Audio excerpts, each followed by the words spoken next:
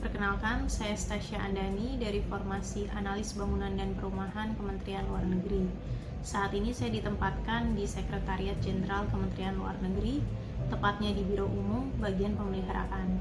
Pada kesempatan kali ini, saya akan mengajak Anda untuk mengenal Biro Umum lebih dekat dan menjelaskan bagaimana implementasi Smart Governance di instansi saya bekerja. Merujuk pada Peraturan Menteri Luar Negeri Nomor 6 Tahun 2021 tentang Organisasi dan Tata Kerja Kementerian Luar Negeri, Biro Umum berada di bawah Sekretariat Jenderal.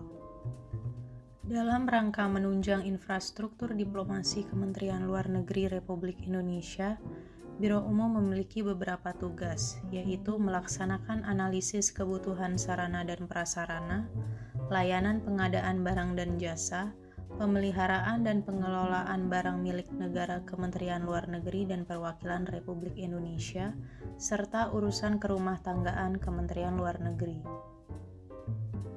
Dalam menjalankan tugasnya, Biro Umum terbagi menjadi beberapa bagian, yaitu bagian analisis kebutuhan serta pengadaan sarana dan prasarana, bagian layanan pengadaan, pengelolaan barang milik negara, pemeliharaan, serta kerumah tanggaan.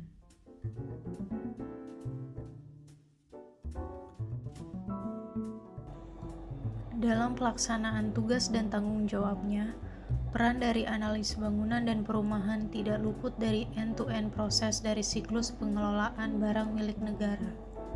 Pada fase perencanaan kebutuhan, di mana fase ini merupakan fase awal dari siklus pengelolaan barang milik negara, analis bertugas mengidentifikasi kebutuhan penyusunan pengaturan bidang bangunan gedung dan kawasan perumahan, dan mengidentifikasi resiko bidang bangunan gedung dan kawasan perumahan. Pada fase penganggaran, analis bertugas melakukan review dan menyusun masukan teknis terhadap dokumen spesifikasi teknis maupun harga perkiraan sendiri yang disusun oleh konsultan in-house. Pada fase pengadaan, analis bertugas memberikan evaluasi dan masukan teknis untuk dokumen proposal yang diajukan oleh calon konsultan pada tahap tender perencanaan dan desain dan calon kontraktor pada tahap tender konstruksi. Selain itu, tugas analis juga mendampingi bagian layanan pengadaan pada saat proses presentasi proposal oleh konsultan atau kontraktor dan pada saat unwizing tender perencanaan dan desain dan tender konstruksi. Pada fase penggunaan, analis bangunan melakukan pemantauan dan pengawasan secara berkala pekerjaan pembangunan bangunan gedung. Pada fase pemanfaatan, analis menyusun kelengkapan dokumen pengusulan sertifikat layak fungsi, menyusun kelengkapan data informasi dan persyaratan sertifikasi bangunan gedung hijau, identifikasi data informasi dan persyaratan pendaftaran bangunan gedung negara, serta melakukan pendaftaran bangunan gedung negara. Pada fase pemeliharaan, analis bertugas melakukan monitoring pekerjaan pemeliharaan secara berkala terhadap bangunan gedung, mengidentifikasi kondisi fisik atau kesejarahan bangunan gedung cagar budaya, mengidentifikasi tingkat kerusakan bangunan gedung, dan menyusun kelengkapan dokumen pengusulan perpanjangan sertifikat layak fungsi.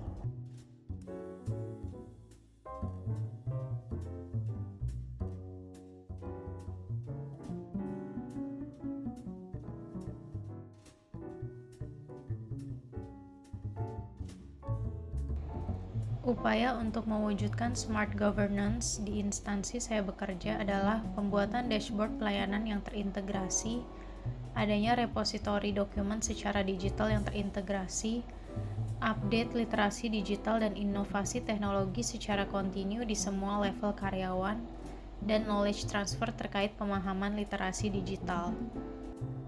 Demikian paparan singkat mengenai how to implement smart governance in my department. Semoga bermanfaat and thank you for watching.